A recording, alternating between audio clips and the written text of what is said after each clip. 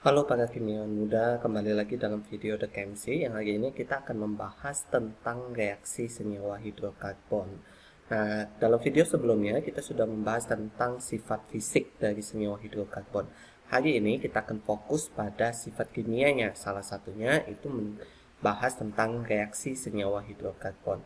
Nah, reaksi senyawa hidrokarbon itu pada umumnya bisa dibagi menjadi 4 kelompok besar, teman-teman.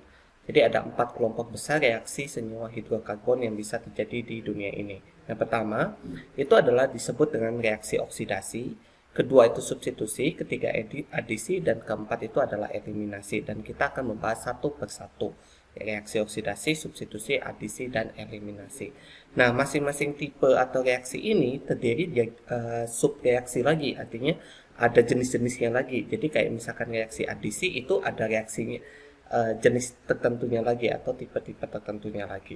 Oke, jadi sebenarnya 4 reaksinya ini adalah 4 reaksi dasar ya. Nah, tetapi kalau senyawanya berbeda atau zat-zat yang digunakan berbeda itu mempunyai nama yang berbeda. Oke, kita akan mulai dengan yang pertama, reaksi oksidasi. Untuk reaksi oksidasi pada umumnya kalian kenal dengan nama reaksi pembakaran, teman-teman. Jadi reaksi oksidasi itu adalah reaksi pembakaran. Nah, reaksi pembakaran itu banyak terjadi pada bahan bakar ya. Jadi kalau misalkan kayak kamu mengisi bensin dalam kendaraan bermotor kamu, nah bensinnya itu akan mengalami reaksi pembakaran sehingga menghasilkan energi. Lalu motor kamu bisa berjalan atau bisa bergerak. Nah, itu akibat dari energi yang dihasilkan dari reaksi pembakaran. Nah, untuk reaksi oksidasi itu dibagi menjadi 2 kelompok besar, teman-teman. Yang satu itu adalah reaksi oksidasi sempurna dan satu lagi itu adalah reaksi oksidasi tidak sempurna. Apa yang membedakannya? Kalau reaksi oksidasi sempurna itu menghasilkan CO2. Sedangkan kalau pembakaran tidak sempurna menghasilkan hasil CO atau karbon monoksida atau monoksida. Nah, selain itu hasil lainnya, perbedaan lainnya yang bisa teramati kalau untuk menghasilkan pembakaran sempurna biasanya tidak menimbulkan jelaga. Namun kalau yang tidak sempurna biasa menimbulkan jelaga.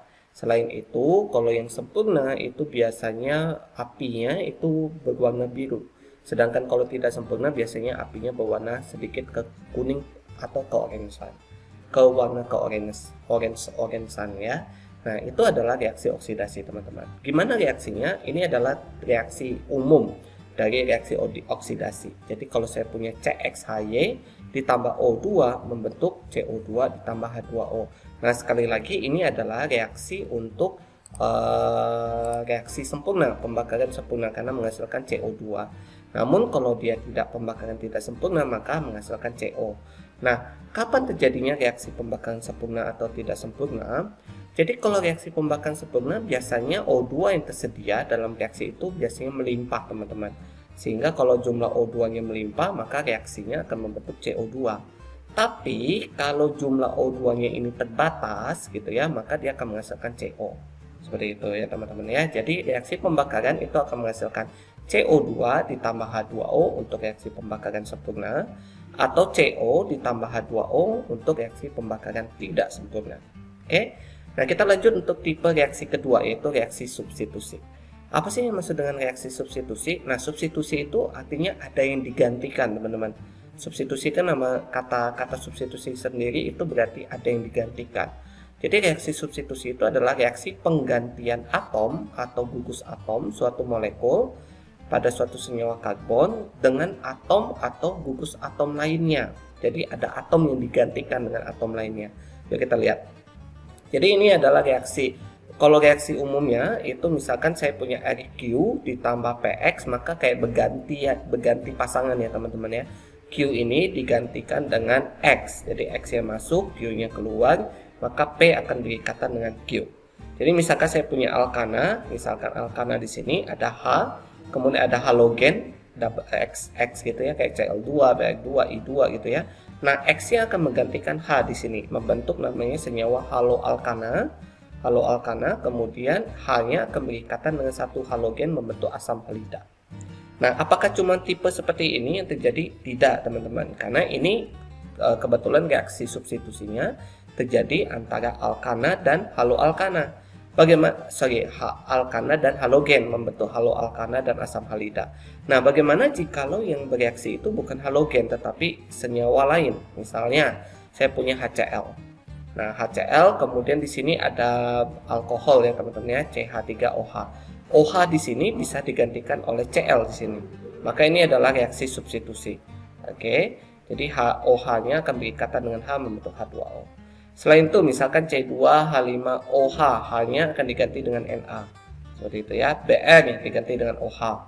Yang di sini OC2H5 diganti dengan OH. Nah, semua yang ada di sini ini adalah reaksi substitusi teman-teman. Reaksi substitusi yang terjadi pada senyawa hidrokarbon atau senyawa organik. Oke.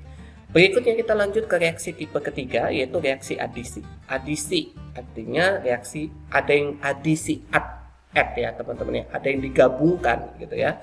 Jadi reaksi adisi itu adalah reaksi penggabungan dua atau lebih molekul membentuk suatu produk tunggal yang ditandai dengan hilangnya ikatan rangkap. Nah, syarat dari reaksi adisi itu ada ikatan rangkap teman-teman. Ada ikatan rangkap yang nantinya ikatan rangkap ini akan diputus.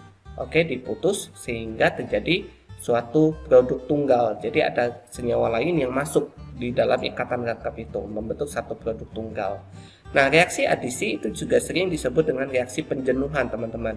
Mengapa disebut reaksi penjenuhan? Karena ikatan rangkap yang awalnya ada itu diputus menjadi ikatan tunggal. Jadi yang tidak ada ikatan rangkap itu adalah senyawa tidak jenuh, maka dijenuhkan. Jadi rangkapnya hilang menjadi suatu senyawa yang bersifat jenuh. Maka disebut dengan reaksi penjenuhan. Nah, bagaimana reaksinya? Coba ya kita lihat. Jadi ini misalkan adalah senyawa alkena teman-teman, di mana di sini ada double bond atau ikatan rangkap dua.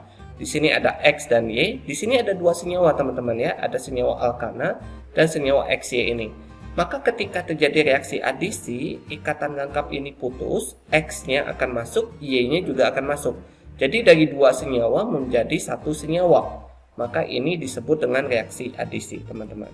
Apakah cuma ini? Kita sebenarnya reaksi adisi banyak sekali tipenya, teman-teman. Jadi misalkan kayak gini, di mana Br2 akan masuk, oke, kemudian H2 masuk.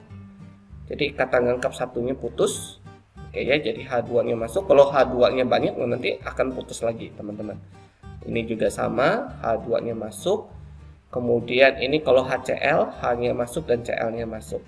Kemudian ini juga HCl. Nah, untuk reaksi adisi yang melibatkan seperti kayak gini, teman-teman, haloalkana, teman-teman, maka ada suatu aturan yang diikuti. Aturannya itu disebut dengan aturan Markovnikov ya teman-teman ya. Namun sebelum kita berbicara tentang aturan Markovnikov, mungkin kita pelajari dulu jenis-jenis reaksi adisi. Nah, ini adalah jenis-jenis reaksi adisi. Jadi reaksi adisi yang disebabkan oleh hidrogen, artinya senyawa hidrogen yang akan masuk memutuskan ikatan rangkap dua ini. Jadi dari alkena menjadi alkana. Oke. Kemudian reaksi adisi alkuna oleh hidrogen. Jadi kalau alkunanya diputuskan, maka ada hidrogen yang masuk, maka menjadi senyawa alkena dan reaksi adisi berlanjut akan menghasilkan alkana. Oke ya, jadi H1 masuk ke 1, ke C yang di sini, kemudian H1 lagi masuk ke C yang kedua. Oke, maka triple bond menjadi double bond. Kemudian reaksi adisi berlanjut, putus lagi, H-nya masuk lagi 1, H1 lagi masuk 1. Maka dari alkuna menjadi alkena, alkena menjadi alkana. Oke. Berikutnya ada reaksi adisi yang disebabkan oleh halogen. Halogen. Jadi misalkan X2 ya, di sini kita pakai simbol X2, di mana halogen ini bisa berupa Cl2, Br2, I2, H2, F2 dan lainnya, gitu ya. Nah, ikatan rangkapnya putus, maka X-nya akan masuk. Oke, X1 akan masuk ke C yang di sini, X1-nya lagi akan masuk ke C yang satu lagi. Oke. Kemudian ada yang disebut reaksi adisi yang disebabkan oleh asam halida. Nah, asam halida itu HX ya teman-teman ya. Jadi misal HCl, HF, HBr, HI gitu ya. Nah, ikatan rangkapnya akan putus, H akan masuk ke salah satu, X akan masuk ke salah satu. Nah, seperti yang tadi saya katakan, untuk reaksi adisi ada aturan yang berlaku teman-teman. Khususnya untuk reaksi adisi yang disebabkan oleh asam halida. Oke, yang disebabkan oleh asam halida, yaitu adalah aturan Markovnikov. Nah, aturan Markovnikov ini mengatakan bahwa ikatan rangkap, dia menyatakan bahwa gini teman-teman, ikatan rangkap itu merupakan kumpulan elektron. Jadi di ikatan rangkap itu banyak sekali elektron.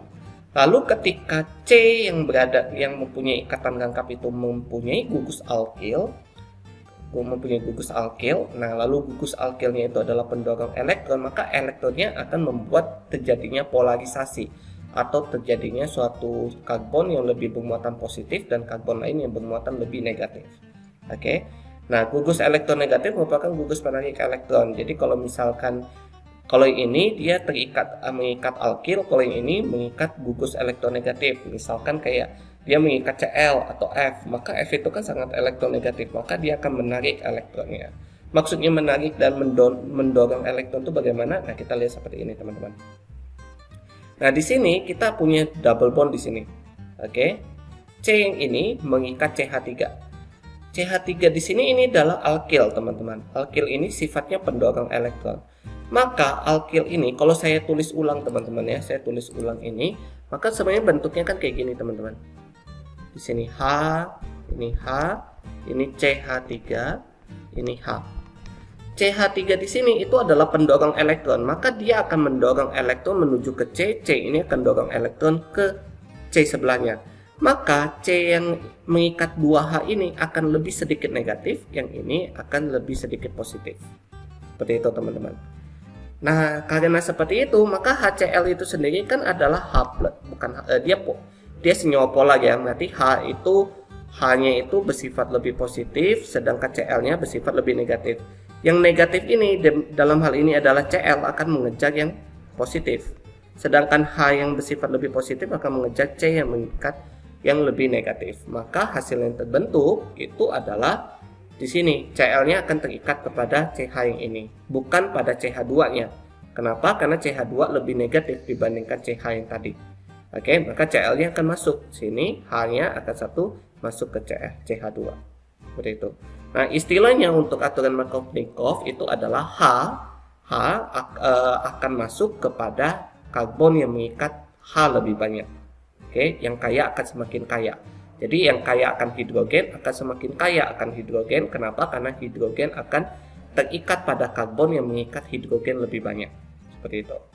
Nah, namun selain yang mengikuti aturan Markov-Nikov, ada juga yang tidak mengikuti aturan Markov-Nikov. Yaitu adalah reaksi adisi anti Markov-Nikov namanya.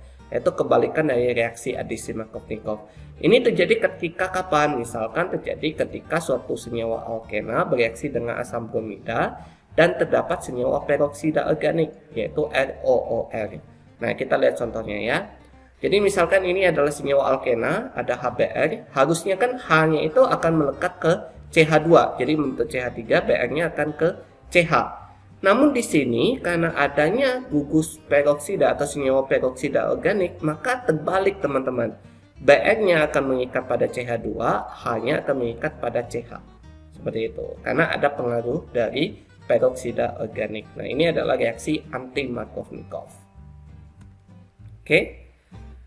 Sama seperti kalau misalnya reaksi adisi oleh alkena oleh ayen, maka sama seperti yang tadi ya, teman-teman nih. Jadi H-nya itu akan masuk, kalau dia memenuhi aturan Markov-Nikov, maka H-nya ini akan masuk ke CH2, sedangkan OH-nya akan masuk ke CH yang CH ini. Jadi akan membentuk seperti ini. Oke, ini adalah tipe ketiga, tipe dari reaksi adisi ya, teman-teman ya, lanjutan yang tadi sebelumnya. Kemudian kita lanjutkan untuk reaksi tipe ke selanjutnya, yaitu reaksi eliminasi. Kalau nggak salah ini tipe keempat, yaitu terjadi pada suatu senyawa jenuh. Jadi kalau tadi adisi terjadi pada senyawa tak jenuh, maka ini terjadi pada senyawa jenuh yang tidak memiliki ikatan rangkap. Namun setelah bereaksi, maka dia akan mengubah menjadi ikatan rangkap, teman-teman. Kalau reaksi adisi tadi 2 menjadi 1, kalau ini 1 nanti menjadi 2 senyawa, teman-teman. Jadi reaksi ini merupakan kebalikan dari reaksi adisi. Coba kita lihat. Jadi ini misalkan saya punya C single bond ya. Ini senyawa jenuh. Nah, X dan Y di sini itu akan bergabung membentuk suatu senyawa baru yang namanya XY, dan ikatan ini akan diserahkan ke sini, teman-teman, membentuk double bond. Seperti itu. Nah, ini adalah reaksi eliminasi. Jadi dari yang tidak jenuh menjadi jenuh. Nah, ini adalah contoh reaksi eliminasi, teman-teman ya. Jadi H di sini akan bergabung dengan OH membentuk H2O. Nah, ini akan membentuk double bond gitu ya. Yang ini juga sama, ini akan bergabung membentuk HCl, namun HCl-nya nanti akan bergabung bereaksi dengan NaOH membentuk NaCl dan H2O. Nah, ini single bond menjadi double bond. Oke. Nah, yang ini HCl juga, HCl. Kemudian ini akan membentuk double bond di sini. Nah, HCl-nya akan bereaksi dengan CH3OK, H-nya akan bereaksi membentuk CH3OH, K-nya akan berikatan dengan Cl-nya membentuk KCl. Oke. Demikian untuk 4 tipe reaksi dasar dari senyawa hidrokarbon, semoga bisa kamu pahami.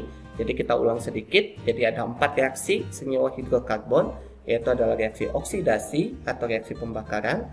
Reaksi yang kedua itu adalah reaksi substitusi atau reaksi penggantian.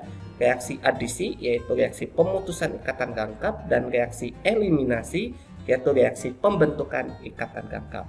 Semoga bisa membantu kalian dalam memahami 4 tipe reaksi dasar yang tentunya kamu pelajari pada bab hidrokarbon kimia kelas 11. Terima kasih, sampai ketemu lagi di video berikutnya. Bye.